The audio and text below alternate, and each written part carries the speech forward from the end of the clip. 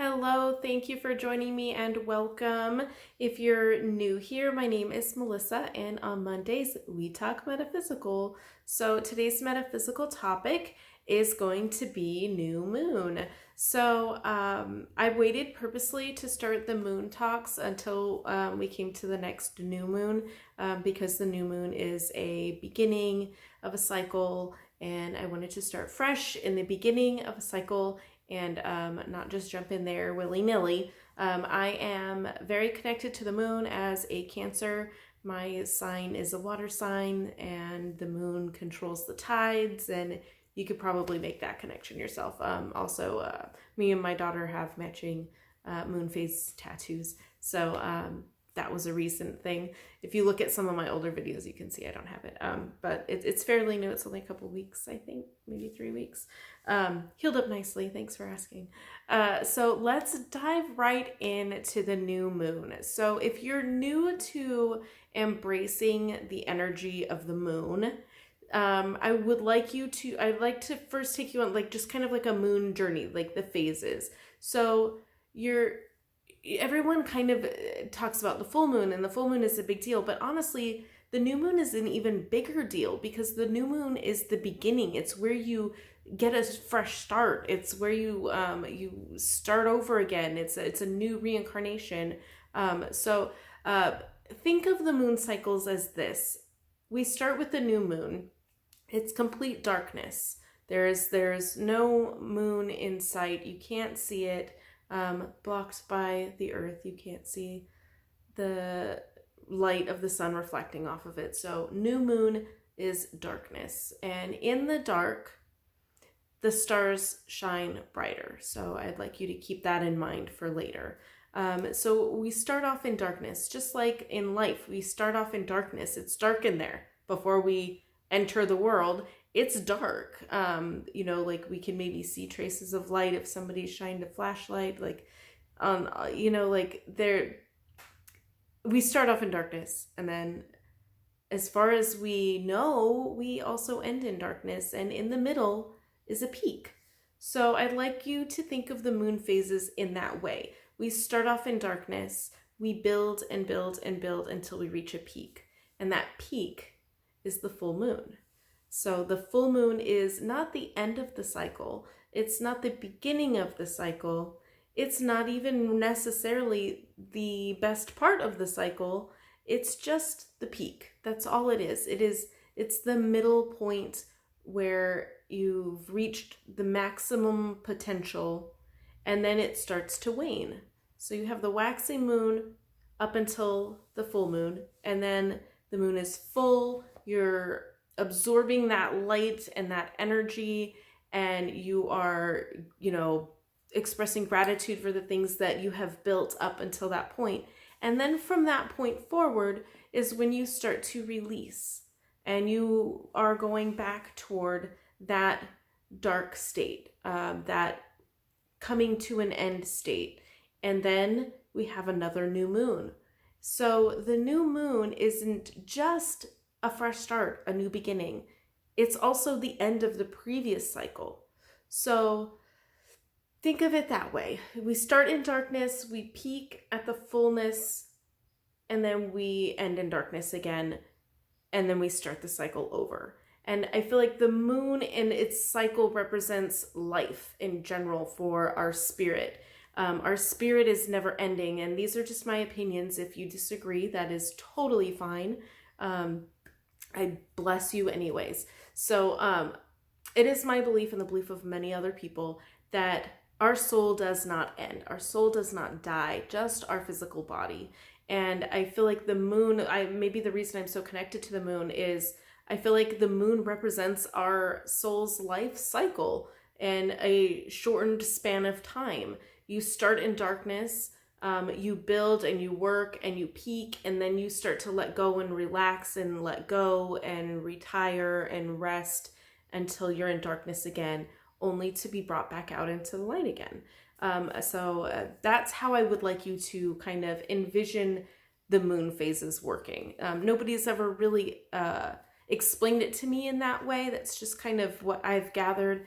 And it took me a while to get the hang of what each thing meant. You know, what are we supposed to do on the new moon? What are we supposed to do on the full moon? And what about the times in between? And to give you a very general and accurate way of doing it, you can actually boil it down based on what sign the moon is, what sun sign or moon sign, what sign the moon is in at that time. But for generally speaking, if you're a beginner, that's the way you would kind of view the process.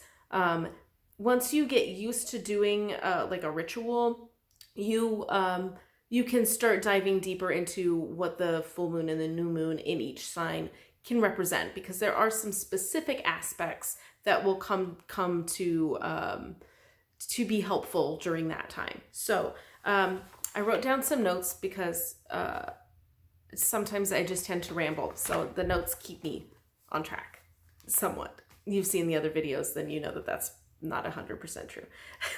But anyways, we're going to carry on. So a new moon is a new cycle, a start fresh, a time to start fresh, a blank slate, a time to start something and to build. So we're building, we're taking the intentions that we have and basically putting them out there, asking divine energy to help us, to assist us in making these things happen for our lives. So there are so many rituals that you can find. You can YouTube or Google new moon rituals all day and all night. And I have spent hours watching videos of what other people do during this time. And honestly, none of them 100% resonated for me. So I'm going to be the one to tell you, make your own damn ritual. This is your life and your body and your cycle, and you choose what you want to do with it. It has been an effort of trial and error for me. I've done other people's rituals until I decided, okay, I like this from this ritual and that from that one, and these are the things that I'm going to do. So here's just kind of a broad list of things that you can do during a new moon as a ritual. You can call it a ritual if you want. You can call it a celebration. You can call it nothing. You can call it, this is what I'm doing. It's Thursday night or Friday night or Saturday night, and this is what I do this night. You don't have to call it anything.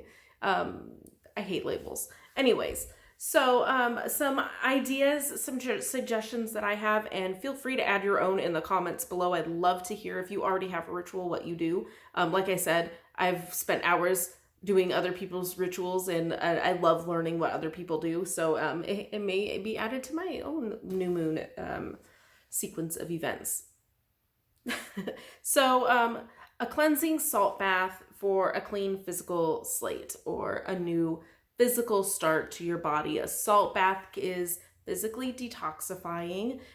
You can use Epsom salt, you can use sea salt, you can use Himalayan pink salt. Don't throw your salt lamp in the bathtub though, that's a bad idea. Any kind of salt that you have, use it. You can use any kind of salt. Salt draws out impurities. It will help detoxify your physical body.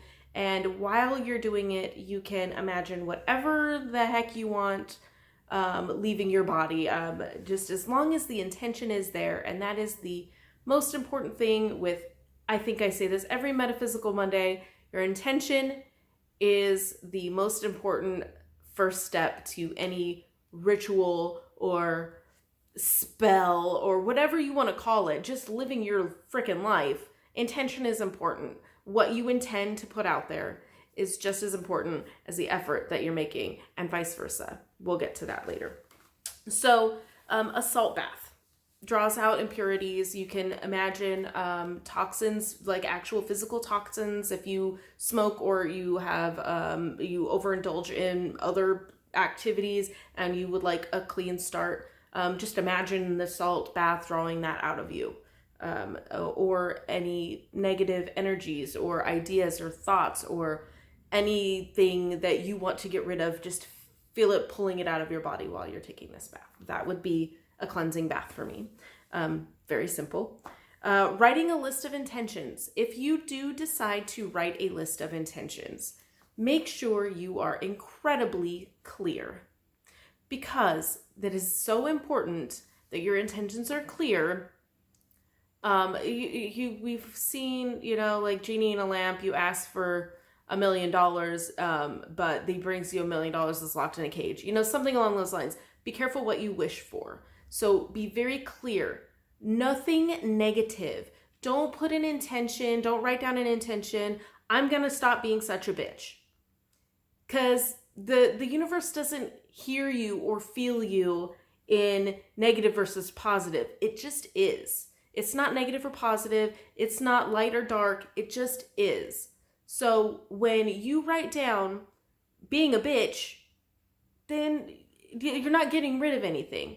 You want to put it in terms of what you want to create, what you want to become. I am going to be very pleasant with everyone I come in contact with. That's what you want. Not, I'm going to stop being a bitch. Because the universe is just going to be like, we didn't think you were a bitch, but here you go. So be very clear with what you want. And don't overdo it. Don't do like 5 pages of just random crap that you want to create. Be focused on your intent and be clear with your intentions. So pick like 5 good things that you really want to work on for yourself. My other tip for writing down your intentions would be, they need to be about you. This is your connection to the divine. This is your connection to the moon. This is your connection to the tides. This is your connection to Earth via the tides, via the moon. This is your connection, and this is about you and what you want to create for your life. I don't make it about you. What do you want to fix within yourself? What do you want to work on or build upon in your heart, in your mind, and in your life? So don't be putting random crap about, like, I can't even think of anything because I just don't want to have stupid thoughts.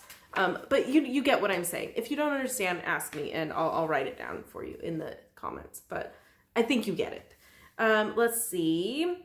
Excite as many senses as possible. So you want to activate your body through your senses. So sight, smell, sound, taste, and touch. So what I would say, incense or essential oils or perfumes that you like. I would stick with essential oils over perfumes because they smell better and less chemically. Sorry, I'm adjusting. I'm sitting on my legs and they're falling asleep. Let's see, taste. Eat something that you enjoy. You don't have to overindulge, obviously, but a couple pieces of chocolate isn't gonna hurt you. I recommend dark chocolate personally. And then sound, play some music that you enjoy. If it's too much for you energetically to do all of these things at once, do one at a time, maybe throughout the day. Make sure that you hit those senses with something that you enjoy throughout the day. What else do I have? A sight. What do you like looking at? I would say not YouTube, just saying, because you run into all kinds of negative shit on YouTube. But go outside and watch the clouds float by, or go look at some flowers or your pet or something that you enjoy seeing. And if that also includes meditation with your eyes closed and doing a visualization, then that would work for you as well. Touch. Wear something that makes you feel good, something that feels good to the touch. Silky panties or a silk top or something soft, something fuzzy, something that you can think to yourself while you're touching it, wow, this feels good. Because you just want to start off this cycle feeling good. So there's that. And then let's see, I already got smell, taste, sound, sight, touch. Also, your other senses, your knowing sense, your claircognizance, you're just knowing. You want to work on that as well. And then you also, not maybe work on it, but excite it. You want to maybe do a practice of, there's this practice that I saw on YouTube, and I can't credit her because I have no idea who it was, and I probably wouldn't be able to find it if I tried. If you know who this is, please comment and let me know so I can give her credit for it. It was an exercise where she said to get to know your clair senses, your clairaudience, your clairvoyance, your claircognizance, all of those kind of intuitive senses. She will listen to a song that she knows, or even a song that she doesn't know, and you pick out a note, or you pick out a track, a vocal, a background vocal, the bass beat, just the drums, and you focus on just that one piece throughout the whole song and kind of tune out the others. And that will help kind of with your intuitive senses. So kind of excite those senses. Do some kind of mental activity, if that helps, if that makes sense. And then what I want to say about that is also to, when you're doing this, thank your senses. Thank you for allowing me to taste this delicious chocolate. Thank you for allowing me to feel how soft and luxurious my pants are right now.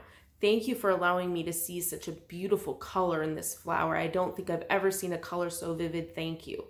Something that, whatever it is that you do, thank your senses for being a part of your physical awareness, and helping you connect to the other side, or your higher self, or guidance, or God, or source, or however you are practicing. See, another thing is very important to feel your intentions. You can write shit down all you want, but if you don't feel it, if you're not thinking, if you're thinking it and you're not feeling it, then it's just a thought and it's going to pass. You have to think it, and then you have to feel it before it will come an emotion, and then it will become physical and tangible after action. You have that step in there too. So if you're just writing shit down just to write it down, then it's really not going to be helpful to you. Make sure, if you're going to take the time to create yourself a ritual, to start a new cycle in your life, then invest the time it takes to make sure that you're feeling and putting your feelings into it. Very, very freaking important. Make sure that you're feeling your intentions when you write them down. Let's see, what else? I mean, even if you don't write them, even if you're just saying them out loud, if you have to say it 15 times until you start to feel what you're saying, then that's what you need to do. But it's an investment in your time. And if you're already looking and you're already this 18 minutes into this video, then you're invested. Make sure you just take the time to get all your ducks in a row and make sure you're covered, and make sure that you're feeling it too. If you're just not feeling up to doing it, you can do it the next night. It doesn't have to be on that, it's not super rigid. This is your practice. Like I said before earlier in the video, this is your connection to your source. You can wait it's better for you to do it the day after, having good intentions and being able to feel yourself through it, than it would be to do it kind of half-assed on the night of. So if need be, feel free to wait till the next night. If it just isn't happening, you can't get the privacy that you need, whatever. I'm a mom, I get it. Anyways, another thing that you can do to start the new cycle is smudge your house. It's a good time to smudge your house. Smudge your belongings, smudge your car, smudge your house, smudge your body, whatever you feel like needs a fresh start. You can do that as well. The link to the rest of the Metaphysical Monday posts are in the description box, and I have some smudging techniques that don't use smoke, so make sure you check those out if you're interested in doing that. Also, ground yourself. Ground yourself. Go outside, sit on the grass, put your feet on the ground somewhere, not the asphalt. It's not as great of a connection. You really want to get to dirt if you can. If you can't, get as close as you can. If you aren't comfortable being barefoot, stick your hand in some soil, rub the blades of grass, feel them between your toes or your fingers, just imagine yourself growing roots and your roots just digging into the dirt and going into the ground so that you feel that connection with earth, with our planet, the place that provides you oxygen and a place to rest and food, and this planet is providing for you, and you need to feel like you are part of that. So there's that. Also a good time to ground yourself. And then ask yourself, what actions am I going to take to get me to the level I want to be with these intentions? What actions am I going to take to make this shit happen? And just think on it for a little while, and maybe use a couple of days to build what actions you're going to take, because this is the building phase. This is the putting it all together and making it happen and putting in the work phase of the cycle. So that's really all I have on new moon. I feel like that was kind of a lot. But my suggestions for how to create your own new moon ritual, there's some suggestions there. If there's something I didn't think of or didn't remember to write down and you think it's super useful, please, please, please share it in the comments below. Thank you so much for joining me, and happy new moon in a couple of days. It's Monday. So when is the new moon? Is that Friday? I think it's Friday or Saturday. I'll have to look that up. Happy new moon to you. Happy Metaphysical Monday. Thank you so much for joining me. Don't forget to hit the subscribe button and hit the notification bell so you can be notified when the next Metaphysical Monday post is out. And also, I do tarot readings based on zodiac signs. So check out the channel and look for your sign and see your most recent tarot reading. So thank you again for joining me. And as always, have a blessed day.